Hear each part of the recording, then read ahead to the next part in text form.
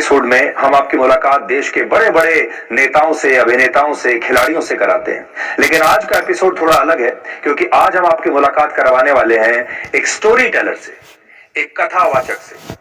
आपको याद है, एक जमाने में हमारे परिवार में जो आपकी दादी थी या आपकी जो माँ थी, वो बच्चों को सोने से पहले एक अच्छी सी कहानी सुनाती थी, जिससे बच्चों के दिमाग पर बहुत अच्छा प्रभाव पड़ता था। लेकिन धीरे धीरे हमने उन कहानियों को सुनना बंद कर दिया। अब ना तो कहानी सुनाने वाले बचे हैं और ना ही उन कहानियों को कोई सुनना चाहता है। इसलिए आज का एपिसोड एक मीठी सी कहानी जैसा होगा और ये कहानी आपके ऊपर बहुत अच्छा प्रभाव छोड़कर जाएगी। आज मैं आपकी मुलाकात करवाना चाहता हूं जया किशोरी से, जो कि एक स्टोरी टेलर हैं, कथावाचक हैं, स्पिरिचुअल गुरु कह सकते हैं, सोशल मीडिया इन्फ्लुएंसर कह सकते हैं। और सबसे बड़ी बात यह है कि जो भी बात वो कहती हैं वो आपको एक पॉजिटिविटी देने की कोशिश करती है। इसलिए आज नकारात्मकता के इस बाजार में हम सकारात्मकता की एक दुकान खोलने चले हैं। तो जया जी, आपका बहुत बहुत स्वागत है। बहुत बहुत धन्यवाद, थैंक यू सो मच। और हम आज ये चाहेंगे कि हमारे दर्शकों के लिए आप जो अगले 40-45 मिनट हैं वो आप खूब सारी खुशियां और खूब सारा कैसे अच्छा जीवन बिताया जाए वो आप हमें बताएंगे। और मेरी ये भी कोशिश रहेगी कि आप जया किशोरी जी को थोड़ा और करीब से भी जानें। जया जी, जैसा मैंने आपके परिचय में कहा, आप कौन हैं? आप मोटिवेशनल स्पीकर हैं, स्पिरिचुअल गुरु हैं, कथावाचक हैं, साध्वी हैं, या आप एक सोशल मीडिया इन्फ्लुएंसर हैं? सब कुछ थोड़ा थोड़ा आई थिंक। मैंने शुरुआत कथा से करी है, तो मैं कथावाचक के तौर से या स्पिरिचुअल ओरेटर, अगर आप अंग्रेजी में कहें, के तौर से ही जानना पसंद करूंगी अपने आप को। इसमें एडिशंस है, क्योंकि जब मोटिवेशनल सेशंस मैंने शुरू किए थे उसका बहुत बड़ा एक कारण था यूथ को जोड़ने का, क्योंकि कथा 7 दिन की होती है और एक दिन में 3 से 4 घंटे होती है, जो आज के टाइम पे यूथ के लिए पॉसिबल नहीं है उतना समय देना। तो शायद उनकी प्रॉब्लम्स ने मुझे ये दूसरा रास्ता भी दिखाया था। तो बातें घुमा फिरा के मोटिवेशनल सेशंस में भी वही होती है जो मैं कथाओं में कहती हूँ। 7 दिन को 1 घंटे में कहने की कोशिश करती हूँ लाइफ रिलेटेड इश्यूज को लेकर। तो वो एक एडिशन ही है कथावाचक को लेकर। और सोशल मीडिया इन्फ्लुएंसर, ये एक नया वर्ड है कि आप सोशल मीडिया पे अगर जो काम कर रहे हैं उससे लोग इन्फ्लुएंस हो रहे हैं तो आप एक इन्फ्लुएंसर है। बट मैं उससे पहले भी यही काम करती थी। इट्स जस्ट दैट कि आप एक नए जमाने, एक नए ट्रेंड में भी अपने आप को पार्टिसिपेट करवाते हैं। तो मैं ये नहीं कहूंगी कि मैं एक इन्फ्लुएंसर बनी हूँ, मैं ये काम पहले भी करती थी और आज भी वही कर रही हूँ, बस जगह अलग अलग, प्लेटफॉर्म बदल गया है। Exactly. Jaya ji, social media is a two way street. जरूरी नहीं कि सोशल मीडिया सिर्फ आपको स्टारडम दे सकता है, प्यार दे सकता है, आपको बहुत प्रसिद्धि दे सकता है। सोशल मीडिया जितना मीठा है उतना कड़वा भी है। सोशल मीडिया में ब्लैक भी है और व्हाइट भी है। अभी तक तो आपने ज्यादातर उसका व्हाइट देखा होगा, लेकिन सोशल मीडिया में आपकी ट्रोलिंग भी होती होगी। सोशल मीडिया में जब लोग आपके बारे में खराब बातें लिखते हैं तो आप कैसे उसे देखती हैं, कैसे बर्दाश्त करती हैं?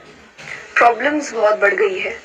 डिप्रेशन, स्ट्रेस, एंजाइटी बहुत ज्यादा हो रहा है। लोग बहुत जल्दी पैनिक करने लग जा रहे हैं।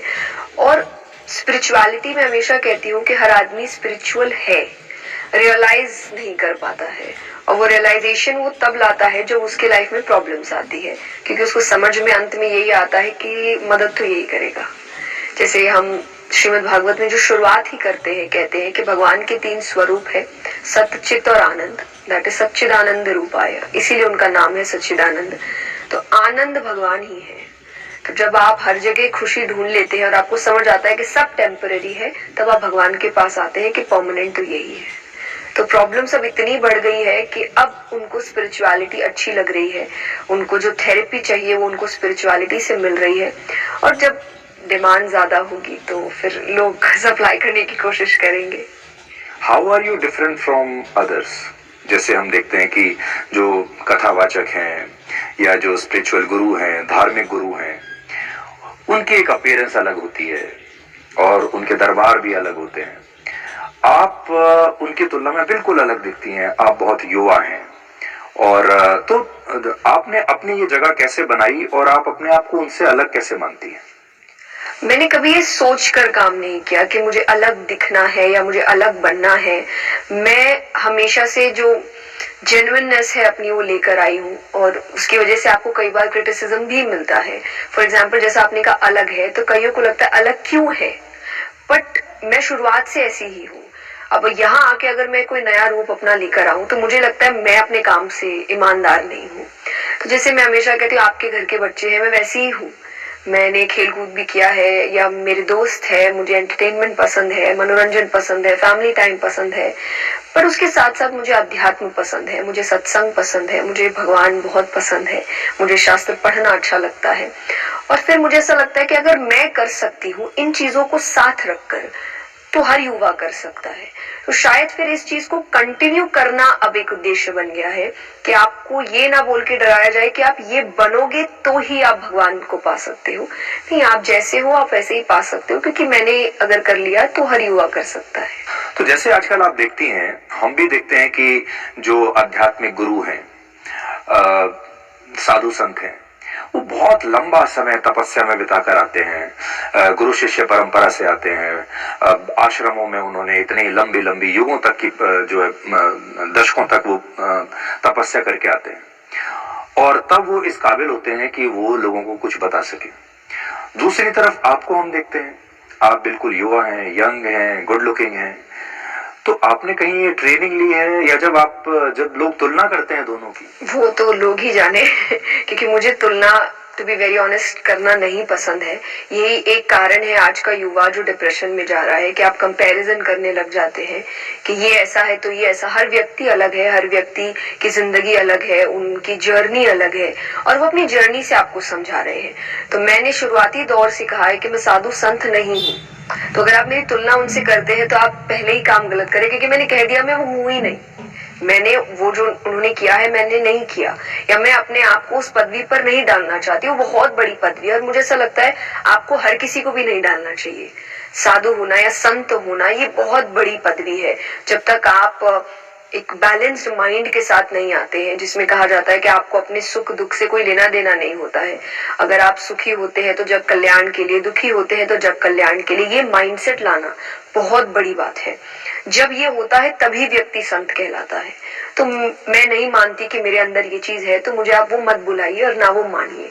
जैसा मैंने कहा, मैं आपके घर का जैसा बच्चा है वैसी हूँ, बट मैंने अपनी जर्नी 6 साल की उम्र से शुरू करी है। मैं 6 साल की थी जब से, तो आप तब तक बहुत कुछ पढ़ रहे हैं, आप आसपास ऑब्जर्व कर रहे हैं। मैंने काम भी तब से शुरू कर दिया था, तो आज मुझे अच्छे खासा समय हो गया है, 21-22 साल हो गए काम करते हुए। और अगर आप काम कर रहे हैं, आप नए लोगों से मिल रहे हैं, आप इतनी जगह जा रहे हैं, इतने अलग अलग व्यू पॉइंट्स आपको मिल रहे हैं, तो आप सीखते हैं। और अगर आप कुछ सीख रहे हैं वो लोगों तक जाना चाहिए। आपका जो बचपन था, आपने स्कूलिंग बिल्कुल नॉर्मल बच्चों के जैसी की है, आपने फिर कॉलेज में बीकॉम किया है, तो आपने ये सब चीजों की ट्रेनिंग कहाँ से ली है? या आप ये कहेंगे कि जो प्रतिभा है ये गॉड गिफ्टेड है, you are a god gifted talent? No, मैंने इसकी शिक्षा, पहली कथा जो मैंने की नानी बाई का मायरा, वो मैंने घर से शिक्षा ली। और मैं स्वामी श्री राम सुखदास जी महाराज, उनकी कैसेट्स आती थी तो मैंने उनको बहुत सुना। मेरी कथा काफी हद तक उन्हीं से मिलती जुलती है, वो है नहीं। और जब मैंने सुनना शुरू किया तभी वे नहीं थे, तो मैंने जैसे कहा कैसेट्स आती उसी से सुना था। मेरे पिता सुनते थे, मेरे दादाजी सुनते थे, तो घर का माहौल हमेशा से यही था मेरे घर पे कि आपको अध्यात्म से जोड़ा गया था। मुझे बचपन से आपको भगवान की कहानियां सुनाई गई थी। मैंने अपनी कभी भी बेड टाइम स्टोरीज में सिंड्रेला, स्नो वाइट नहीं सुनी है। मैंने श्री राम की कहानियां सुनी है, मैंने श्री कृष्ण की कहानियां सुनी है। तो एक इंटरेस्ट बचपन से जागा था कि ये क्यों है, या ये इन्होंने ऐसा क्यों किया, ये कैसे हुआ। तो वो अपने आप ही, जैसे ही आप अच्छे समझदार होते हैं तो अब आप खुद जानने की कोशिश करते हैं कि मुझे पढ़ना है, मुझे जानना है। तो यही वो जर्नी है कि मेरे घर का माहौल ही ऐसा था, और इसीलिए आज मैं यहाँ हूँ। श्रीमद् भागवत की शिक्षा मैंने ली है, पंडित श्री विनोद जी सहल, उन्होंने मुझे श्रीमद् भागवत सिखाया, उनसे मैंने दीक्षा ली। और बाकी संगीत मैंने 3 साल सीखा था। अच्छा। बचपन में, तो वो भी बचपन में ही मैंने सीखा था। तो मैंने शिक्षा ली है, सब चीज के लिए ली है, पर मैं ये नहीं कहूंगी फिर भी कि इतनी हद तक ली है कि मैं ये कहूँ कि बहुत ज्ञानी हूँ। नहीं हूँ, मैं एक स्टूडेंट हूँ, मैं पढ़ रही हूँ, मैं सीख रही हूँ। और शायद मैं 60-70 साल तक यही कहूंगी कि मैं एक स्टूडेंट हूँ और मैं अभी भी सीख रही हूँ। आपने कहा कि आप गाती भी हैं, तो आप सिर्फ भजन ही गाती रहेंगी, या कभी आपको कुछ और गाने का मौका मिलेगा तो आप उसके लिए भी तैयार हैं? अभी तक तो देखिए मैंने ऐसा कुछ सोचा नहीं है। मेरा इंटरेस्ट भजनों में ही है, डिवोशनल सॉन्ग्स में ही है। मैं हमेशा कहती हूँ भविष्य का बोलना नहीं चाहिए, भगवान ने क्या लिख के भेजा है पता नहीं, पर अभी आप मुझसे सवाल करें तो नहीं, सिर्फ भजन ही। हमने देखा कि जो बाकी के जो स्पिरिचुअल गुरु हैं या आध्यात्मिक गुरु जो हैं, वो समाज के प्रति अपनी जिम्मेदारी समझते हुए निस्वार्थ भाव से समाज सेवा के तौर पर ये करते हैं। आपने इसको अपना एक प्रोफेशन बनाया है, दोनों में अंतर है? जी हाँ, अंतर है। अगर आप ये कहेंगे कि पूर्ण रूप से वो सेवा के कार्य में ही है और वो अपनी छोटी सी कुटिया में रहते हैं और उनको किसी से लेना देना नहीं है, जो एक तौर से माना गया है कि कुछ रूल्स होते हैं अगर आप पूर्ण रूप से वैरागी की तरह काम कर रहे हैं। लेकिन अगर आप नहीं कर रहे हैं और आप गृहस्थ में हैं, तो मुझे बीच का रास्ता अपनाना अच्छा नहीं लगता।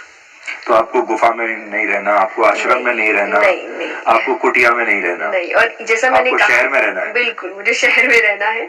और मुझे इसीलिए मैंने इस बात को मैं कभी भी छुपा के नहीं रखती, क्योंकि जैसा मैंने कहा, जब आप अपने मेहनत का काम कर रहे हैं तो आप वो डिजर्व करते हैं, क्योंकि आप उसमें समय दे रहे हैं, आप मेहनत कर रहे हैं। और जैसा मैंने कहा कि कोई रूल्स नहीं होते हैं आपके कि अगर आपको भगवान के पास आना है तो यही करना है। और इसका मेरी जिंदगी में मुझे जो एक बहुत बड़ा एग्जाम्पल लगता है कि दुनिया का सबसे बड़ा आध्यात्मिक सेशन गीता जी है, सबसे बड़े मोटिवेशनल स्पीकर कृष्ण हैं, और वो जिनको स्पीच दे रहे हैं आध्यात्म के ऊपर, वो आगे जाके राजा बनने वाला है। राजा से ज्यादा ऐश्वर्य किसी के पास नहीं होता। उन्होंने तो नहीं कहा कि तुम सब कुछ छोड़ दो, तुम संसार छोड़ दो, तुम वैरागी बन जाओ, तुम कुटिया में चले जाओ, क्योंकि ये जरूरी नहीं होता। आप यहाँ रहकर भी कमल बन के भी काम कर सकते हैं कि आप सबके बीच है, आप सब कुछ देख भी रहे हैं, सब कुछ प्राप्त भी कर रहे हैं, जानते हुए ये सब सच नहीं है। तो आपका उद्देश्य ये नहीं है, ये एक बाय प्रोडक्ट है कि आप काम कर रहे हैं तो ऐसा ऐसा है, बट उद्देश्य ये नहीं है। उद्देश्य आपका सीखना है, उद्देश्य आपका जो नॉलेज आपके पास है वो पहुंचाना है। और इसीलिए जो आपने चेंज भी पहले क्वेश्चन में कहा था, मैं क्यों अलग मानती हूँ या अलग हूँ, मेरे सेशंस बहुत सिंपल होते हैं, जितना सिंपल भाषा हो सके उतना सिंपल। कारण है कि जब मैंने शुरुआत करी थी और मैं अध्यात्म के बारे में सीख रही थी, कथाएं सुन रही थी, तब मुझे बहुत प्रॉब्लम्स आई थी चीजों को समझने में, क्योंकि आपका माइंड उतना डेवलप नहीं होता जितना जो बोल रहे हैं उनका है। तो आप उस वक्त कोशिश करते हैं कि मुझे कोई सिंप्लीफाइड वर्जन में समझाए, मेरी भाषा में समझाए, मेरे प्रॉब्लम्स के अकॉर्डिंग समझाए। तब मैंने सोचा था कि जिस दिन मैं शुरू करूंगी, मैं इतनी सिंपल भाषा में करूंगी कि 6 से 7 साल तक सबको समझ। पर आपका भी ये अनुभव है कि हम जब जाते हैं अक्सर साधु संतों के पास या दूसरे जो ट्रेडिशनल स्पिरिचुअल गुरु जिनको हम मानते हैं, गुफा, आश्रम और कुटिया वाले जो गुरु हैं, उनकी भाषा बहुत बार हमें समझ में नहीं आती, और क्योंकि हम उनके जो दर्शक हैं वो उतने ज्ञानी नहीं है और वो बहुत ज्ञानी है। So there is a difference between the wavelength अलग अलग है। जी बिल्कुल बिल्कुल, मैं मानती हूँ। और इसीलिए मैंने कहा मेरा कारण, जिस तरीके से मैं काम करती हूँ वो थोड़ा अलग है। और इसके पीछे मैं हमेशा एक एग्जाम्पल देती हूँ कि मेरा उद्देश्य ये नहीं है कि मैं जो कह रही हूँ वो आप समझने की कोशिश करिए अपने आप। मेरा उद्देश्य उस माँ की तरह है जो अपने बच्चे को खाना खिलाना चाहती है। अब वो बच्चा भाग के खाएगा तो मैं पीछे भागूंगी, अगर वो टीवी देखकर खाएगा तो मैं बगल में कि बस खा ले। आप ऐसे बोलो तो मैं ऐसे समझा दूंगी, आप ऐसे बोलो तो मैं ऐसे समझा दूंगी, पर मेरा है कि मेरी बात आप तक पहुंचनी चाहिए किसी भी हाल में। If you are a truly professional storyteller, तो मैं उसी भाषा में आपसे पूछता हूं कि जो आपका टारगेट ऑडियंस होता है, आपने देखा होगा जो बाकी के लोग हैं, जब वो अपना दरबार लगाते हैं, शिविर लगाते हैं या जब वो सेशन करते हैं, तो उनके पास एक अलग तरह का टारगेट ऑडियंस आता है। जैसे आज जब मैं आपसे बात कर रहा हूं तो इस समय धीरेन्द्र शास्त्री बागेश्वर धाम वाले जो हैं उनकी बड़ी चर्चा है। जब आप उनको देखते हैं तो वहां सारे लोग वो आते हैं जो दुखी हैं, किसी न किसी समस्या के साथ आते हैं, फिर वो उनके साथ बैठते हैं, फिर कहते हैं मेरी ये समस्या है, फिर वो उनके मन की बात जान लेते हैं, फिर उनको वो उसका सुझाव बताते हैं, सॉल्यूशन क्या है। तो ये तो उनका टारगेट ऑडियंस है। ज्यादातर टारगेट ऑडियंस यही है जो लोग जाते हैं। आपका टारगेट ऑडियंस क्या है? तो मेरा कोई टारगेट ऑडियंस नहीं है। मुझे ऐसा लगता है जिसको भगवान अच्छे लगते हैं आप आइए, जो नकारात्मकता से दुखी है और उसको कुछ 3-4 घंटे खुशी महसूस हो रही है, भगवान की बातें महसूस हो रही है, और वो कुछ वहां से लेकर जा रहे हैं अपने काम को और अच्छा करने के लिए। चाहे कोई स्टूडेंट है, चाहे कोई हाउसवाइफ है, चाहे कोई काम कर रहे हैं, चाहे वर्किंग वुमन है, आप अपने लाइफ को कैसे बेहतर बना सकते हैं आज के समय में, क्योंकि जितना कंपटीशन है, स्ट्रगल है, काम है और उसके साथ साथ सोसाइटी का एक प्रेशर है, उसके बीच में सकारात्मक होना थोड़ा मुश्किल है। तो मेरी कथाओं का उद्देश्य है, तो मैं ये नहीं कहती कि मेरा ऑडियंस को लेकर कोई टारगेट है, ये आए वो आए, नहीं, मेरी कथा का एक उद्देश्य है और उसमें कोई भी आ सकता है और जो आते हैं तो उसको हम लाइफ मैनेजमेंट कह सकते हैं। बिल्कुल, पर अध्यात्म से, भगवान की कथाओं से, भगवान से। जय जी, आजकल रील्स का युग है, यूट्यूब का युग है और आपने देखा होगा हमारे जो युवा हैं, पूरी दुनिया में भारत के युवा सबसे ज्यादा रील्स बनाते हैं और सबसे ज्यादा यूट्यूब वीडियोस बनाते हैं और इसके लिए हमारे देश के युवा व्यूज के लिए और फॉलोअर्स के लिए अपनी जान तक देने के लिए तैयार है। इस युवा पीढ़ी को आप एड्रेस कर रही हैं, इसका क्या सॉल्यूशन आप देखती हैं? ये पूरी जो पीढ़ी है ये जा कहाँ रही है? देखिए, इसका फर्स्ट ऑफ ऑल, जैसा मैंने कहा, सोल्यूशन इज अध्यात्म। आपका फाउंडेशन स्ट्रांग होना चाहिए। आज जब कई बार लोग मुझसे रील्स है, यूट्यूब है, कई तरीके की वीडियोस आती है, आप व्यूज के पीछे जिस तरीके से भागते हैं, तो कहीं ना कहीं आपका उद्देश्य केवल व्यूज होता है, कंटेंट क्या है नहीं होता है, या कंटेंट की ऑनेस्टी कितनी होनी चाहिए, एक लिमिट कितना होना चाहिए, ये कोई स्केलेटन बना नहीं रहा बैठकर। बस उनको व्यूज मिल रहे हैं, उसके पीछे वो, अगर ये करने से कोई कह दे कि आपको 2 मिलियन मिलेंगे, वो चला जाएगा, फिर उसको पता चलेगा नहीं वो करने से 5 मिलियन मिलेंगे। पर बात क्या है, इस पर ध्यान दो। वो तुम्हारी लाइफ में कैसे हेल्प करेगा उस पर ध्यान दो, और वो दूसरे की लाइफ पर कैसे हेल्प करेगा। तो ये सब चीजें आज नहीं सोच रहे हैं। कुछ वर्ग, कुछ है जो बहुत अच्छा काम कर रहे हैं, जिनसे मैं भी सीखती हूँ उनके वीडियोस देखकर। आज जैसा आपने कहा स्पिरिचुअलिटी बहुत है, तो बहुत पॉडकास्टर्स है जो स्पिरिचुअलिटी के ऊपर काम कर रहे हैं, अच्छे कंटेंट के ऊपर काम कर रहे हैं। क्यों? एज दोनों की सेम है, सिचुएशंस, पर्सनल लाइफ का सेम होना हो, पर अगर आप कोई भी प्लेटफॉर्म पे है, उनके सिचुएशंस तो आपके लिए सेम है। ऐसा नहीं इंस्टाग्राम आपको या फेसबुक आपको एक्स्ट्रा हेल्प करेगा कि नहीं नहीं ये स्पिरिचुअलिटी कर रहा है तो मैं इसको एक्स्ट्रा व्यूज देता हूँ, या ये सिर्फ रील्स बना रहा है, ऐसा नहीं है। एल्गोरिदम मोस्टली सबके लिए सेम होगा। तो क्यों ऐसा हो रहा है कि एक है जो बहुत ज्यादा अच्छा काम करते हुए भी डिप्रेशन में है, और एक है जो ठीक ठाक काम कर रहा है लेकिन फिर भी बहुत बैलेंस्ड है? क्योंकि आपका फाउंडेशन स्ट्रांग नहीं है, आपके इंटेंशंस क्लियर नहीं है, आप सिर्फ व्यूज के पीछे भाग रहे हैं। तो मेरा मोटिव यही होता है, व्यूज के पीछे मत भागो, कंटेंट के पीछे भागो। आप जब अपना कंटेंट बनाती हैं, अपने वीडियोस बनाती हैं, क्या आपके ऊपर भी ये प्रेशर रहता है कि इसके व्यूज कितने आए या आपके फॉलोअर्स किस हद तक बढ़ रहे हैं? कभी आप चेक करती हैं आपके अपने फॉलोअर्स और व्यूज? देखिए, चेक तो वो क्या, आप जब देखते हैं तो आपको पता रहता है कितना हो रहा है, कितना है, तो एक नजर आपकी पड़ती रहती है। और जैसा मैंने कहा, मेरा व्यूज मोटिव कभी नहीं होता, क्योंकि जैसा ये मेरे लिए एक सेकंड दुनिया है, मेरी पहली दुनिया कथाएं हैं। और जब तक कथा में लोग आ रहे हैं, सुन रहे हैं, मुझे ऐसा लगता है कि यहाँ कुछ हो भी ना हो, मुझे फर्क नहीं पड़ता इतना, कि मेरी बात पहुंच रही है लोगों तक। ये एक ऑडिशन है, तो हम ये ध्यान रखते हैं कि कंटेंट ऐसा हो कि जो ज्यादा लोगों तक जाए। तो कमेंट्स पढ़ना जरूर पढ़ते हैं कि लोगों को वो बात उन तक पहुंची कि नहीं। कई बार आप जो कहना चाह रहे हैं वो पहुंचती नहीं है, तो आप एक दूसरे वे में, जैसे कहा माँ ने दूसरे तरीके से खाना खिलाने की कोशिश की है, तो आप उसी कंटेंट को दूसरे वे में लाने की कोशिश करते हैं। तो वो हो सकता है एक सेकंड प्रोडक्ट कि मैं देख रही हूँ ये बात पहुंची कि नहीं, और नहीं तो फिर कॉमेंट में क्यों नहीं पहुंची, लोग क्या बात कर रहे हैं, क्यों नहीं समझ आ रहा उनको। तो ये आई थिंक ज्यादा एक प्रेपरेशन होता है मेरे कंटेंट के लिए, रादर देन सिर्फ ये देखना व्यूज कितने आए। तो वो अभी तक तो मैं बची हुई हूँ इन चीजों से।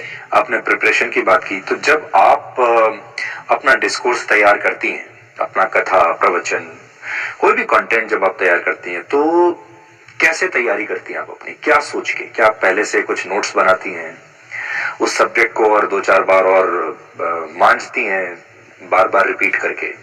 कैसे करती हैं आप? और मैं तो न्यूज कंटेंट बनाता हूं और आप स्पिरिचुअलिटी में, तो एक न्यूज कंटेंट क्रिएटर दूसरे कंटेंट क्रिएटर से पूछ रहा है, आप कैसे बनाते हैं? कथाओं को लेकर मुझे नहीं लगता मुझे बहुत ज्यादा प्रेपरेशन की जरूरत पड़ती है। कथाओं को, जो कहानियां हैं उनको लेकर, क्योंकि अब आपको मोस्टली पता है, क्योंकि हर जगह नया नहीं हो सकता। श्री राम ही रावण को मारेंगे तो कथा सेम ही होती है, बट हाँ बीच बीच में आप पढ़ते रहते हैं। तो अब मेरा ऑन स्पॉट प्रेपरेशन कुछ नहीं होता, मेरा एक I think back stage preparation चलता है कि आप कंटिन्यूअसली पढ़ रहे हैं, आप नई नई किताबें पढ़ रहे हैं, आप नए नए लोगों को सुन रहे हैं, और आपको कोई अच्छी बात लगती है वो कहीं ना कहीं आपके दिमाग में बैठती है, और फिर वो किसी भी टॉपिक पे अगर आपको तो तुरंत याद आ जाती है। तो ये मेरा अब एक प्रेपरेशन हो चुका है, पर on spot preparation I don't think so. कथा के लिए मुझे जरूरत अब पड़ती है। मोटिवेशनल सेशंस के लिए हर वक्त नया प्रेपरेशन होता है, क्योंकि टॉपिक्स नए होते हैं, हर जगह एक टॉपिक नहीं होता। हम जहाँ जाते हैं कहीं पर लाइफ मैनेजमेंट है, कहीं पर एंगर इश्यूज है, कहीं पर रिलेशनशिप है, कहीं पर जनरेशन गैप है, तो आपको हर बार नई तैयारी करनी पड़ती है। तो वो अभी मेरे लिए एक नई दुनिया है जहाँ मुझे काफी समय देना पड़ रहा है और काफी पढ़ना पड़ रहा है, बट अच्छी चीज है। जब आप इस तरह के मोटिवेशनल सेशंस करती हैं, आपको उसी वक्त पता चल जाता है कि आपका सेशन या आपका जो डिस्कोर्स है ये काम कर रहा है या नहीं कर रहा? कभी आपको ऐसा भी लगता है कि नहीं आज का उतना इफेक्टिव? क्योंकि मैं हमेशा ऑडियंस को काफी पास रखती हूँ अपने, मुझे आई कांटेक्ट होना जरूरी लगता है जब सेशंस होते हैं, ताकि मैं देख सकूं कि मेरी बात पहुंच रही है कि नहीं। तो आप उनके रिएक्शन से आप समझ जाते हैं कि बात पहुंची कि नहीं पहुंची, और फिर आपको समझ आता है कि शायद फिर इस टॉपिक पे मुझे और रिसर्च करने की जरूरत है। वापस आता हूं मैं ट्रेडिशनल स्पिरिचुअल गुरुज को लेकर। बाकी के जो लोग हैं, लोग धर्म गुरुओं के पास जाते हैं अपनी समस्याएं लेकर। क्या आपको लेकर भी लोगों को ये गलतफहमी होती है कि आप ज्योतिष के बारे में भी बताएंगी, आप उनका भविष्य भी बताएंगी, उनका भूतकाल भी बताएंगी, फिर आप ये भी बताएंगे कि कैसे अच्छे नंबर लिए जाएं, नौकरी कब मिलेगी? इस तरह की उम्मीद लोग आपसे करते हैं? बिल्कुल करते हैं। मुझे ऐसा लगता है ये फेज ही ऐसा है कि अगर आप इस सेक्टर में काम कर रहे हैं तो वो अपने आप अज्यूम कर लेते हैं कि आपको थोड़ा बहुत तो जानकारी होनी चाहिए कि क्या चल रहा है। तो आते हैं लोग, कैसे होगा, क्या होगा, एग्जाम में पास कैसे होंगे कि नहीं होंगे, और शादी कब होगी मेरे बच्चे की, और फिर मैं हमेशा कहती हूँ मुझे ही नहीं पता मेरी कब होगी, तो मैं आपके बच्चे का क्या बताऊं। तो मेरा आंसर यही रहता है कि मैंने इसकी पढ़ाई नहीं करी है और मुझे नहीं पता इसके बारे में कुछ भी। तो ऑनेस्ट होना अच्छा होता है, रादर देन आप घुमा फिरा। लोग आपसे चमत्कार की उम्मीद करते हैं, भविष्य जानना चाहते हैं, बिना परिश्रम के प्रसाद चाहते हैं। बिल्कुल चाहते हैं। आपने ये टेंडेंसी देखी होगी, अभी लोग परिश्रम नहीं करना चाहते, लेकिन ये चाहते हैं कि आप कुछ अपनी शक्तियों का प्रयोग करके कुछ उनके लिए कर दीजिए। जी नहीं, बिल्कुल बहुत बहुत लोग ऐसे होते हैं, और सिर्फ चाहते भी नहीं है, शायद वो मानते भी हैं कि आपके साथ ऐसा होता है। तो मुझे याद है कि जब मैं स्कूल में पढ़ती थी या कॉलेज के एग्जाम्स होते थे, और फिर कई बार हम लोग कहीं मिल रहे हैं और होता है कि नहीं अभी तो मिल नहीं सकते क्योंकि वो पढ़ रहे हैं, उनका कुछ दिन बाद एग्जाम है, और सामने से रिएक्शन यही आता था, उनको क्या जरूरत है, उनको तो भगवान ही पास कर देते होंगे। मैंने कहा ऐसा नहीं होता है, भगवान आके पेपर नहीं लिखेंगे, क्योंकि भगवान भी देख रहा है कि एक है जो मेहनत नहीं कर रही है और एक है जो मेहनत कर रहा है। बस जस्ट बिकॉज ये मेरा नाम ले रही है इसका मतलब ये नहीं कि मैं इसे पास कर दूं। तो जो मेहनत कर रहे हैं वो ज्यादा कृपा उसी पर करेंगे। तो आपको काम करना पड़ता है। भक्ति का मतलब खाली बैठना नहीं होता। भक्ति का मतलब ये नहीं भगवान चमत्कार करेंगे हम बैठकर आराम करेंगे। आपको मेहनत करनी पड़ेगी। वो आपके काम के प्रोसेस को हो सकता है एक फ्लो में लेकर आ जाए आपकी मेहनत देखकर, बट बिना मेहनत के कुछ नहीं होने वाला। हमने ये भी देखा कि आपने अपनी प्राइवेट लाइफ को कभी भी पब्लिक प्लेटफॉर्म्स पर जाने नहीं दिया। अब क्योंकि आप सोशल मीडिया इन्फ्लुएंसर भी हैं, आगे चलकर सुपरस्टार भी बन जाएंगी। जितने जो बड़े स्टार्स होते हैं, जो इन्फ्लुएंसर्स होते हैं, उनका एक हिस्सा तो होता है उनकी पब्लिक लाइफ, दूसरा होता है उनकी प्राइवेट लाइफ। लेकिन आपने अपनी प्राइवेट लाइफ को कभी लोगों के सामने नहीं रखा, ऐसा क्यों है, या है ही नहीं? नहीं, प्राइवेट लाइफ क्योंकि मुझे लगता है सिर्फ एक चीज नहीं होती, इन टोटल आप अपने अपनों के साथ कैसे हैं या आप अपने परिवार के साथ क्या करते हैं, कैसे रहते हैं। मुझे लगता है कि जब तक वो प्राइवेट है तब एक कारण है प्राइवेट नाम दिया गया है कि वो प्राइवेट ही रहना चाहिए। और मुझे ऐसा लगता है अभी बहुत सही चल रहा है कि मैं खुश हूँ अपने प्राइवेट लाइफ में, अपने परिवार के साथ, अपने अपनों के साथ। अगर वो बहुत ज्यादा बाहर आए तो आई थिंक जजमेंट्स बहुत होते हैं। ये मेरा काम है, जजमेंट्स हो भी तो मैंने ये चुना है। पर अपनी प्राइवेट लाइफ को अगर मैं सामने रखती हूँ तब फिर मैं बुरा नहीं मान सकती अगर कोई कुछ कह दे, क्योंकि मैंने खुद चला के उसको पब्लिक में रखा है। और फिर लोग कुछ ना कुछ तो टिप्पणियां करेंगे ही, जो मैं नहीं चाहती कि प्राइवेट लाइफ में करे, क्योंकि वो सबके लिए नहीं है। तो मुझे वो नहीं चाहिए। मुझे ऐसा लगता है ये मेरी दुनिया है और ये मेरे तक सीमित रहनी चाहिए, तो ज्यादा अच्छा होगा। मैं आपके जो वीडियोस देख रहा था, तो वीडियोस में naturally you have a very big fan following. तो जो आप कहना चाहती हैं वो तो लोग समझते ही हैं। सेकंड नंबर पर जो लोग आपके बारे में जानना चाहते हैं वो ये, आप शादी कब करेंगी। फिर कुछ वीडियो में कुछ लोग ये भी लिखते हैं आपका बॉयफ्रेंड कौन है, और उसके बाद ऐसे लोगों का नंबर आता है जो ये चाहते हैं कि जो बड़े बुजुर्ग हैं कि हमारी बहू ऐसी हो हमारे घर के, या हमारे बेटे से इसकी शादी हो जाए। तो ये सब चीजें आप तक पहुंचती हैं? थोड़ा बहुत ज्यादा इंटेंस रूप में नहीं, क्योंकि जैसा मैंने कहा मेरी टीम है जो सोशल मीडिया हैंडल करती है, तो मेरा काम सिर्फ ये है कि कंटेंट सही जा रहा है कि नहीं, ये थोड़ा एक आप देखते रहो कि काम सही हो रहा है कि नहीं, बट बहुत अंदरूनी काम देखना डिटेल्ड वर्जन में वो मेरा काम है नहीं, तो इतने स्वाभाविक तौर से मेरे पास नहीं आती ये चीजें। बट हाँ, आप लोगों से मिलते हैं, और ये मुझे लगता है एक जनरल चीज है। एक एज के बाद सोसाइटी की प्रेशर तैयार हो जाता है, शादी हो जानी चाहिए, हो जानी चाहिए, और अगर कोई आपको पसंद करते हैं फैमिली वाइज भी, तो अपनी बात सामने रखते ही है, तो मुझे उसमें कोई बुराई लगती नहीं है।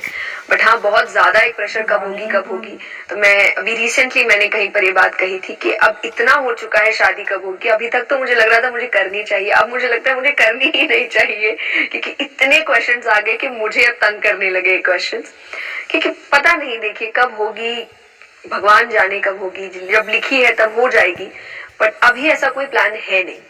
अभी मैं बहुत ज्यादा फोकस्ड हूँ अपने काम को लेकर, अपने प्रोजेक्ट्स को लेकर, और मेरे पास इतना समय नहीं है कि मैं दूसरी तरफ ये समय दे पाऊँ। आप 28 साल की हैं। 28 साल की कोई भी लड़की होती है तो एक तो उसके फैमिली से प्रेशर होता है कि शादी कर लो, और अगर पहले तो वो लड़का खुद ढूंढते हैं, फिर कहते हैं अगर नहीं मिल रहा है तो तुम अपनी पसंद से कोई लड़का ढूंढ सकते हो। तो आपके जीवन में क्या है? आप अरेंज मैरिज में विश्वास रखती हैं, या आप खुद कोई लड़का अपनी पसंद से ढूंढना चाहेंगी? और आपकी एज में तो भारत की जितनी ज्यादातर लड़कियां हैं, एवरीबडी हैज अ फ्रेंड और हैज अ बॉयफ्रेंड, तो आपके जीवन में ऐसा फेज नहीं आया? नहीं, मैं अभी, जैसे मैंने कहा, मेरे पास समय नहीं है इन चीजों के लिए, और इन दोनों को, चाहे अरेंज मैरिज है या लव मैरिज है, मैं दोनों में ही, मुझे कोई प्रॉब्लम नहीं है। जैसा मैंने कहा, मैंने बहुत कुछ प्लान करके नहीं रखा है, देखते हैं क्या होता है, और मेरी फैमिली की तरफ से भी मुझे किसी भी तौर पे कोई प्रेशर नहीं है। वो बहुत खुश है कि मैं खुश हूँ, उनका अल्टीमेट मोटिव यही है कि ये खुश रहनी चाहिए, जैसे भी रहे। तो मुझे बहुत भगवान की कृपा से अच्छी फैमिली मिली है, जो मुझे बिल्कुल भी प्रेशराइज नहीं करती किसी चीज के लिए। मेरे डिसीजंस मेरे हैं, मेरी अपनी फ्रीडम है, मेरी अपनी जिंदगी है, और उसके लाइफ में मुझे क्या क्या करना चाहिए, डिसीजन मेकिंग उन्होंने मुझे ही दी। वैसे आपकी मैच मेकिंग ऑलरेडी शुरू हो चुकी है। बहुत सारे लोग आपको धीरेन्द्र शास्त्री से भी जोड़कर देखते हैं, और वो भी कुछ कुछ कहते रहते हैं, फिर आपके सामने भी कुछ कुछ ऐसी बातें आती हैं, तो इसमें कितनी सच्चाई है? बिल्कुल भी सच्चाई नहीं है, और आई थिंक कुछ समय पहले ही मेरी 2-3 जर्नलिस्ट से भी बात हो रही थी, जब बहुत ज्यादा इस चीज को बढ़ावा दिया गया था। आई हैव जीरो आइडिया ये कैसे हुआ, क्योंकि मैं उनसे कभी नहीं मिली हूँ, मैंने उनको कभी देखा नहीं है, मैंने इतना मैंने कुछ भी जाना नहीं है उनके बारे में। और अचानक से आप किसी दिन उठ रहे हैं और आपको एक न्यूज मिल रही है ऐसा ऐसा है, तो आपको बुरा लगता है कि बिना ऑथेंटिसिटी के आप कुछ भी कह देते हैं या कोई भी बात सामने रख देते हैं। तो ये फिर आपको समझ, मुझे हर चीज में अपना काम नजर आता है, तो मुझे लगा ये एक टॉपिक हो सकता है अब मेरे नेक्स्ट सेशंस के लिए, कि जब तक आपको किसी के बारे में सब कुछ सच नहीं पता हो, और डायरेक्टली उसी इंसान से आपको उनके बारे में बात नहीं करनी चाहिए।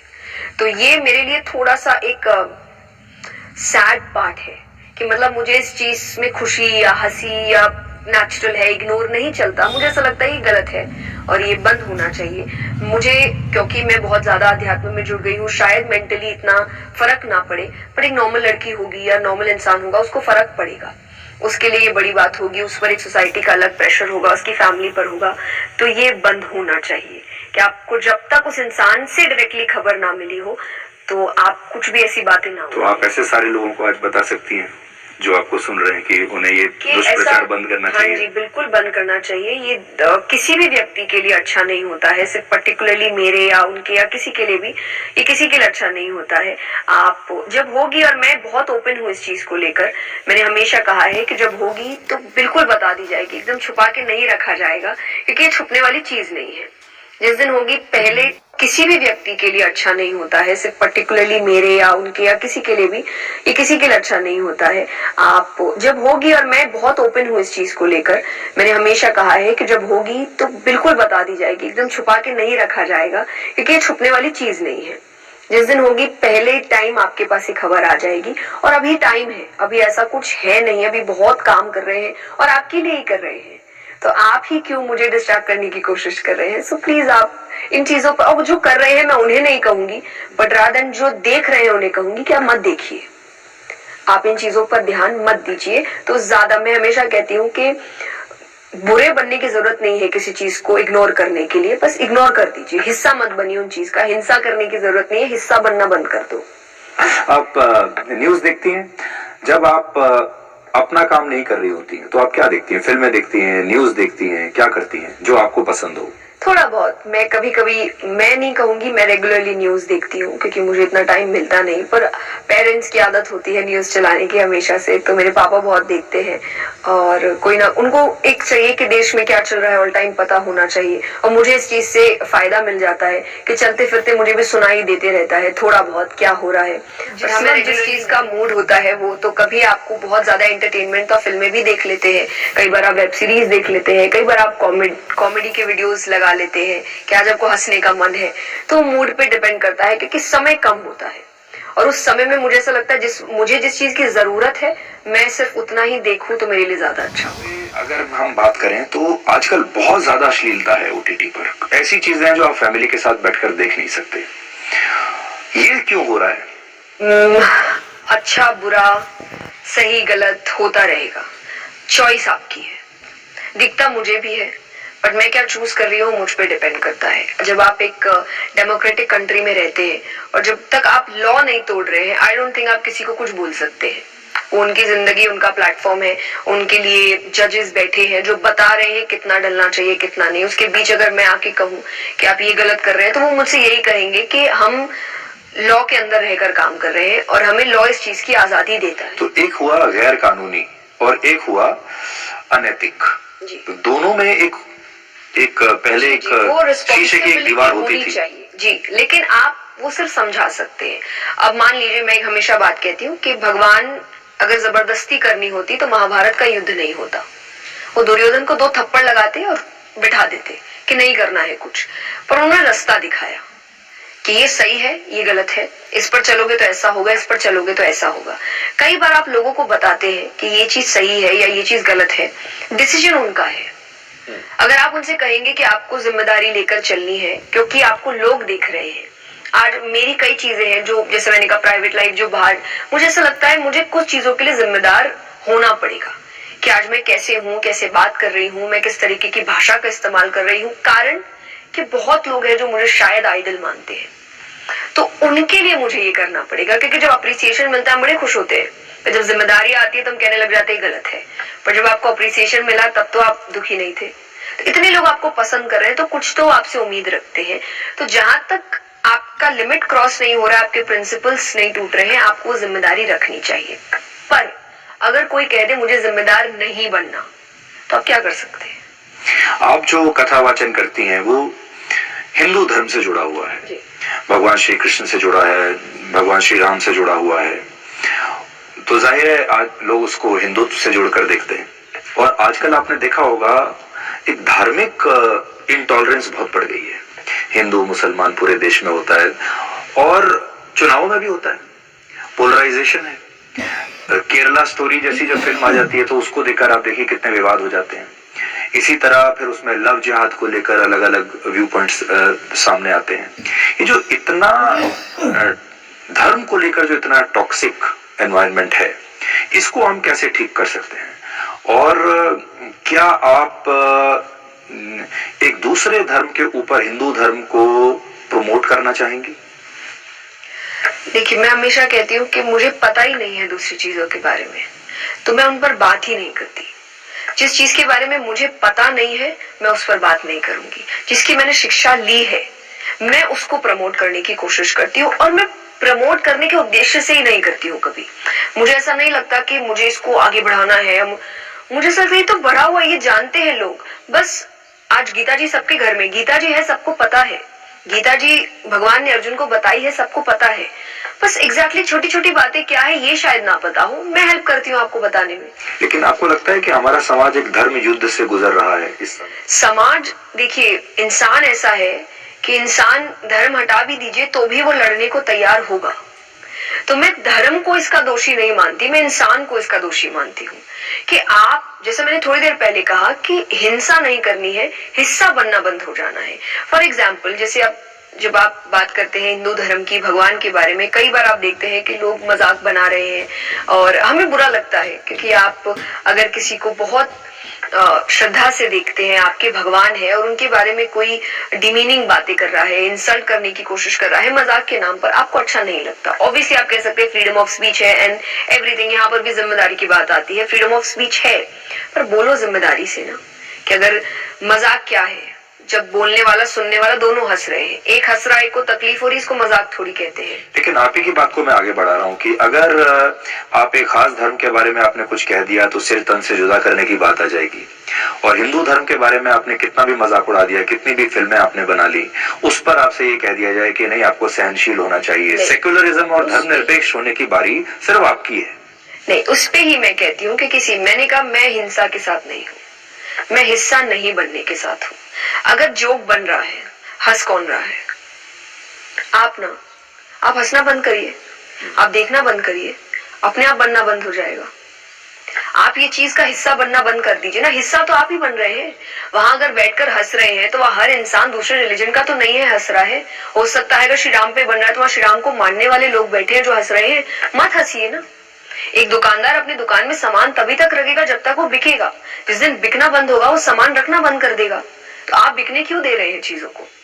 तो इसमें हिंसा भी नहीं हुई, नफरत भी नहीं फैली, आप शांति से हिस्सा बनना बंद कर देते हैं। अगर आप मेरे सामने श्री राम के बारे में कोई जोक करें, मैं तो नहीं हंसूंगी, मैं आपको कह दूंगी मुझे जोक नहीं था।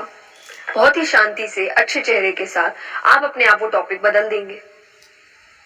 अगर आपका काम अपनी चीजों को बेचना है, तो जो जनरली सबका है, तो आपको हिंसा करने की जरूरत ही नहीं है चेंज लाने के लिए। आप बहुत सकारात्मक तरीके से चेंज लेकर आ सकते हैं। और यही मैं लोगों से कहना चाहती हूँ कि आप अपने आप को चेंज करने की कोशिश करिए, दुनिया अपने आप बदल जाएगी। और यही मेरी तरफ से जो हिंदू धर्म को मानते हैं उनके लिए सीख है। आपने एक कथा वाचन शुरू की और आपने समाज का बड़ा भला भी किया, समाज को आपने ट्रांसफॉर्म किया। लेकिन अब लोग ये कह रहे हैं कि अब आप कथा वाचक से एक बिजनेस वूमन बन गई है। अब आपने अपने कथा वाचन को कमर्शियलाइज कर दिया है। अब आप एक इवेंट का 9 लाख 10 लाख रुपया लेती है, विच इज टू एक्सपेंसिव। तो ये आपके दिमाग में कैसे आया? और you want to make money? No, तो ये मैंने कोई स्टार्टिंग से नहीं, मैंने हमेशा से, मैंने कहा जो आप मेहनत करते हैं, आप डिजर्व करते हैं, वो चीज हुई है। मैंने कभी स्टार्टिंग से, मैंने शुरुआती तौर से ये नहीं कहा कि मैं सिर्फ एक संत हूँ या साधु हूँ, मैं अच्छे घर में रहती हूँ। और मैंने शुरुआत बहुत हम्बल बैकग्राउंड से की है और मैं उठकर आई हूँ। मेरा परिवार है, मेरे ऊपर जिम्मेदारियां हैं उन परिवारों की। लेकिन जब आप 100% कहीं पर देते हैं, लेकिन वहां से अगर आपको कुछ भी इनकम नहीं हो रहा है, तो आप ज्यादा समय तक वहां नहीं रह सकते। अगर आप गृहस्थ से हैं तो प्लस हमारे पास 20 से 25 लोगों की टीम है सिर्फ कथा के लिए, जिसमें सब कुछ आते हैं, आर्टिस्ट भी आते हैं, म्यूजिशियंस आते हैं, साउंड सिस्टम आता है, डेकोरेशन आता है, जिन सबका घर इससे चल रहा है। आज उनके बच्चे स्कूल जा रहे हैं, पढ़ रहे हैं, उनके घर में खाना आ रहा है। तो इतना काम भी हो रहा है जिस पर नजर नहीं जाती है किसी की। और ये मेहनत की कमाई है, आप मेहनत कर रहे हो उस चीज के लिए। मैं पढ़ रही हूँ, मैं काम कर रही हूँ, मैं दिन रात एक कर रही हूँ, मैं बहुत डिफिकल्ट सिचुएशंस में ट्रैवल कर रही हूँ, तो ये नहीं दिखता है। और दूसरी बात, जब मैंने साफ साफ कह दिया कि मैं संत और साधु नहीं हूँ, मैं गृहस्थ हूँ, तो आप बहुत काम करेंगे। आप ट्रांसफॉर्म करने के लिए 10 चीजें कर सकते हैं, बट मैं उसको फ्री में क्यों करूँ? जब अगर मैं अपना समय दे रही हूँ, जैसे अगर जो मुझसे क्वेश्चन कर रहे हैं, मैं उनसे कहती हूँ आप फ्री में काम कर रहे हैं। और अगर आप चीजों को जो खराब कर रहे हैं या आपको नेगेटिव बातें सिखा रहे हैं, उनको भी आप लाखों रुपए दे सकते हैं। तो जो एक्चुअली आपके घर में संस्कार ला रहे हैं, सकारात्मकता ला रहे हैं, भगवान को लेकर आ रहे हैं, आपको खुश रख रहे हैं, उनको कुछ देने में आपको क्यों प्रॉब्लम है? आपने देखा होगा एक विचारधारा ये भी है कि हमारे संस्कारों में पैसे को बड़ा बुरा माना जाता है कि पैसे की बात नहीं करनी चाहिए, सब कुछ मुफ्त में करो, निस्वार्थ भाव से करो, और पैसा जो कमा रहा है वो अच्छा व्यक्ति नहीं है।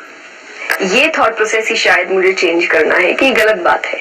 कि मैं हमेशा कहती हूँ विद्यार्थी जीवन के बाद 2 जीवन है, गृहस्थ या वैराग्य। गृहस्थ लिया है तो अच्छे से जियो, काम अच्छे से करो। मैं कभी लोगों से ये नहीं कहती मेरी कथाओं में कि कई बार जैसा आपने कहा कि इतना लेते हैं उतना लेते हैं, मैं उन बातों को इतना बाहर नहीं लाती कि आप जब बुक करेंगे तो आपको पता चल जाएगा। वो कोई चुपचाप बुकिंग नहीं हो रही है, ओपनली हो रही है, कॉल्स पे हो रही है, वेबसाइट्स पे हो रही है, तो यानी कुछ छुपा नहीं है आपसे, जो है आपके सामने है। अगर मुझे किसी चीज का डर होता तो मैं छुप कर ये काम करती, मैं कहती नहीं नहीं ये इधर है वो उधर है, ऐसा कुछ नहीं है। जया जी, मैं आपकी वेबसाइट देख रहा था। वेबसाइट जब आपकी देखते हैं तो उसमें अलग अलग सेक्शंस आते हैं, उसमें एक जगह लिखा है इवेंट्स। वेबसाइट देखकर ऐसा लगता है जैसे किसी बहुत बड़े फिल्म स्टार की वेबसाइट हम देख रहे हैं या किसी बहुत बड़े स्टार परफॉर्मर की वेबसाइट देख रहे हैं, और टोटल जैसे एक कमर्शियलाइज्ड वेबसाइट है वैसी आपकी वेबसाइट दिखती है। तो ठीक है, आप साध्वी नहीं हैं, आप मोटिवेशनल स्पीकर हैं, लेकिन पैसा तो आप भी अच्छा खासा कमा रही हैं, आपकी वेबसाइट देखकर पता चलता है। Why not? आध्यात्मिक लोग स्टार्स क्यों नहीं हो सकते? और मुझे ऐसा लगता है एक्चुअल स्टार्स तो वही है जो आपके लाइफ को ट्रांसफॉर्म कर रहे हैं। आपको सिर्फ एंटरटेनमेंट नहीं मिल रहा है, आपको खुशियों के साथ साथ मनोरंजन के साथ साथ जिंदगी बदलने का मौका मिल रहा है। इनसे बड़े स्टार्स तो दुनिया में कोई नहीं हो सकते, तो व्हाई नॉट। और जैसा मैंने कहा कि आज जो जमाना है आपको जमाने के हिसाब से चलना पड़ता है। मैं भगवान के लिए भी कहती हूँ कि अगर सिर्फ एक चीज होती तो भगवान 24 अवतार नहीं लेते। समय के अनुसार आपको बदलना पड़ता है। जब श्री राम आए तब समय अलग था, लेकिन वही जब श्री कृष्ण आए तब समय अलग था। श्री राम मैं बहुत सुंदर तरीके से समझाती हूँ कि श्री राम आपको सिखाते हैं कि मर्यादा में रहते कैसे हैं। उस वक्त जरूरी यही था कि मर्यादा में रहना सिखाया जाए कि मर्यादा में रहते कैसे हैं, पर श्री कृष्ण आपको सिखाते हैं कि मर्यादा में रखते कैसे हैं। कि रहकर बहुत समझा दिया, अब तुम नहीं समझ रहे, अब मैं तुमको रखना समझाता हूँ। तो तुम अच्छे तो मैं अच्छा, तुम बुरे तो मैं बुरा। तो भगवान ने अलग अलग अवतार लिए थे समय अनुसार।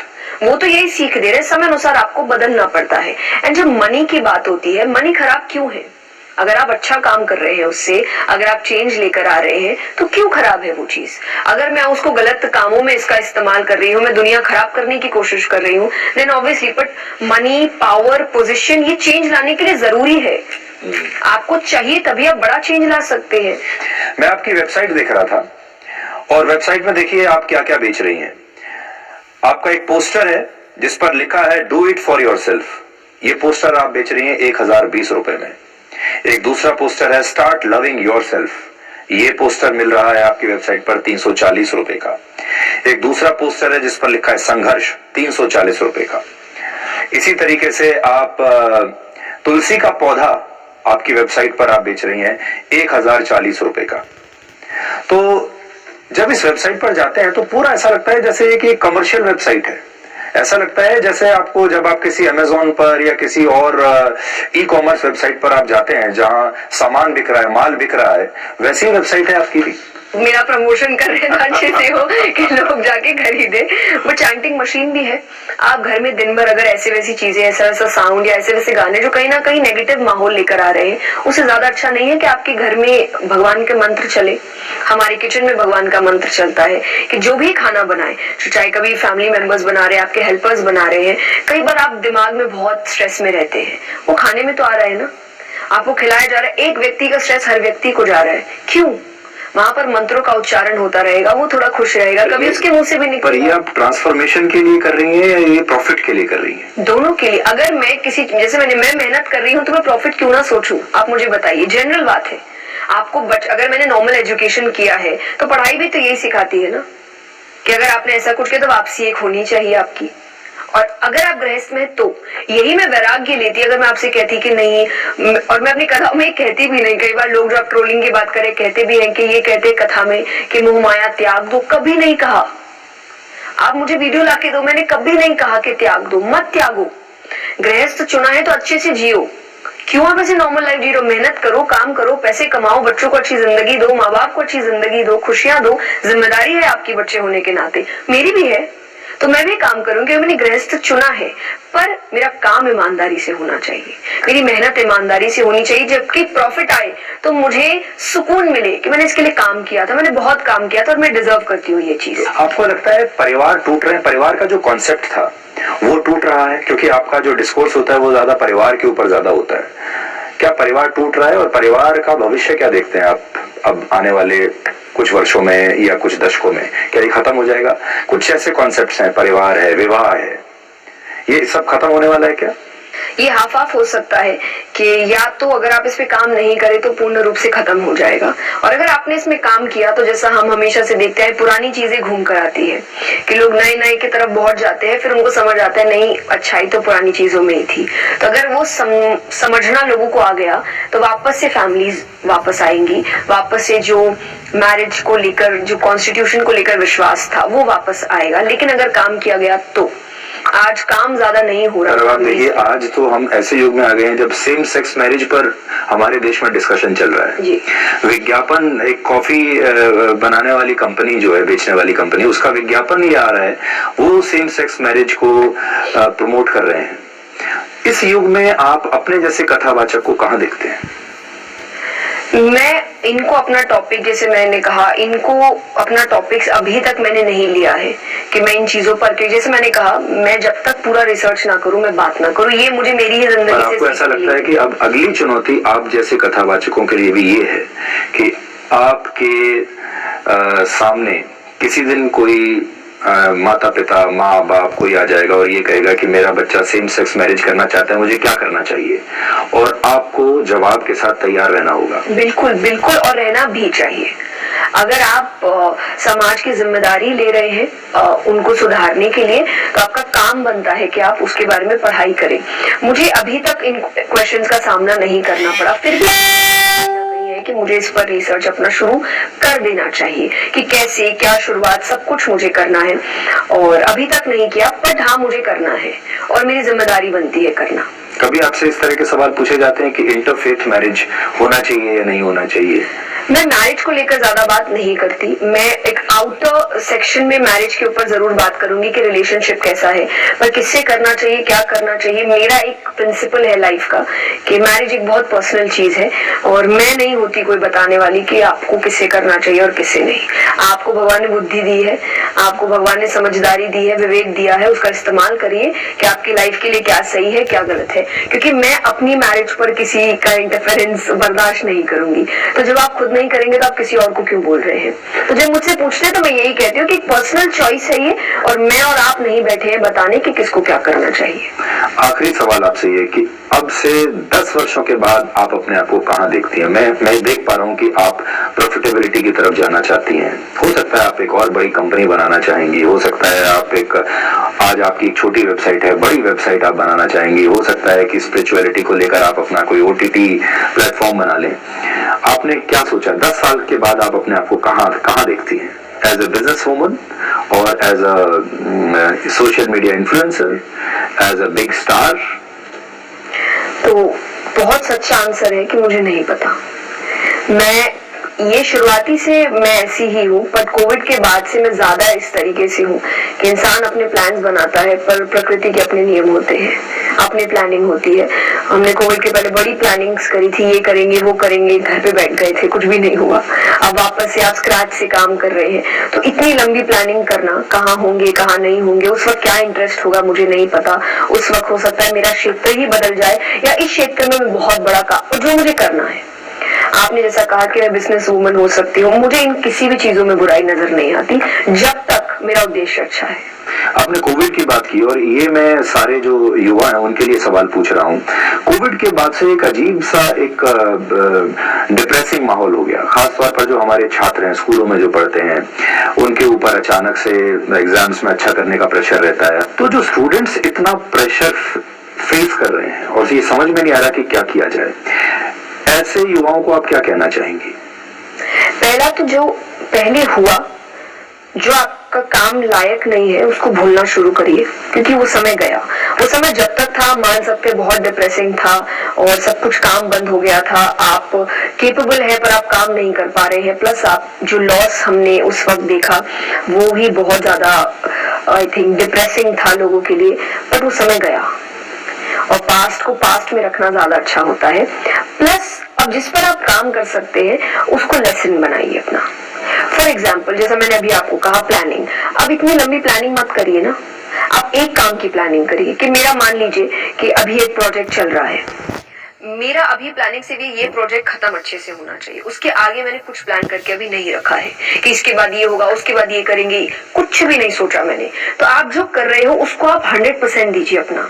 तो अगर आप पढ़ रहे हैं तो आप 100% दीजिए अपना। अब ये मत सोचिए अच्छा ये हो गया तो इसके बाद क्या होगा। जैसे एक स्टूडेंट के लिए भी मैं कहती हूँ कथाओं में कि कल उसको एग्जाम देना है, अब वो सोच रहा है पेपर अच्छा नहीं आया तो मार्क्स अच्छे नहीं आएंगे, मार्क्स अच्छे नहीं आए कॉलेज नहीं मिलेगी, कॉलेज नहीं डिग्री नहीं मिलेगी, डिग्री नहीं नौकरी नहीं मिलेगी, नौकरी नहीं लड़की नहीं मिलेगी, शादी नहीं होगी, परिवार क्या कहेगा। कल पेपर देना है, तुम यहाँ शादी बच्चे तक चले गए जिसके होने ना होने की संभावना भी किसी को पता ही नहीं है। तो आप जो कर रहे हो उस पर अपना फोकस रखो, उस पर अपना 100% दो, जुगाड़ काम मत करिए। क्योंकि शॉर्टकट का सक्सेस शॉर्ट समय तक मिलेगा, लेकिन जब मेहनत करके समय लोगे वो सक्सेस जिंदगी भर रहेगा, वो कभी नीचे नहीं आएगा, वो बढ़ता ही जाएगा। ये मेरी जिंदगी की सीख है कि जो भी करो उसमें पूरा 100% दो अपना। तो स्टूडेंट्स के लिए मायने रखता है कि वो समय गया उसको लेकर रोते रहोगे तो काम नहीं होगा, सिर्फ ब्लेम गेम चलता रहेगा कि इसकी वजह से नहीं हुआ। वो समय गया, कोविड को कब तक ब्लेम करेंगे हम।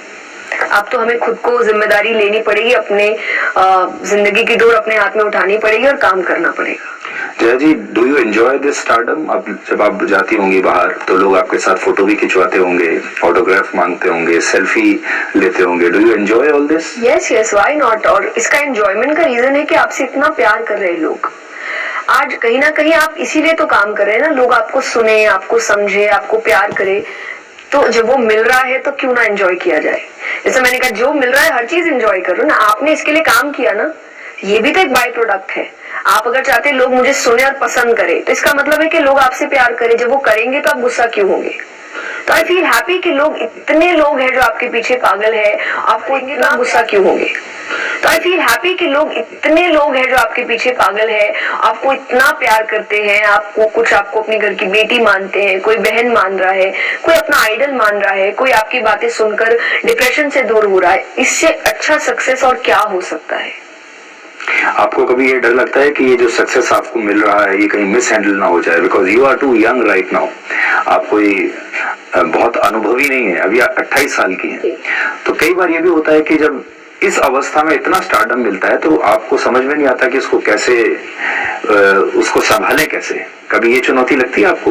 नहीं, क्योंकि मैं अध्यात्म से जुड़ी हूँ। मेरा सबसे पसंदीदा भजन है कि मेरा आपकी कृपा से सब काम हो रहा है, करते हो तुम कन्हैया मेरा नाम हो रहा है। तो मिस हैंडल कर ही नहीं सकती, क्योंकि मुझे पता है मैं नहीं कर रही, कुछ करने वाला वो है। स्पॉटलाइट उसने डाल के रखी है, अगर अच्छे से काम नहीं किया तो वो हटा भी देगा। जया जी बहुत बहुत शुक्रिया। और देखिए सारी स्पॉटलाइट इस समय आप ही के ऊपर है, और सीधी बात में मैं जितनी स्पॉटलाइट्स देख रहा हूँ सब आपके ऊपर है।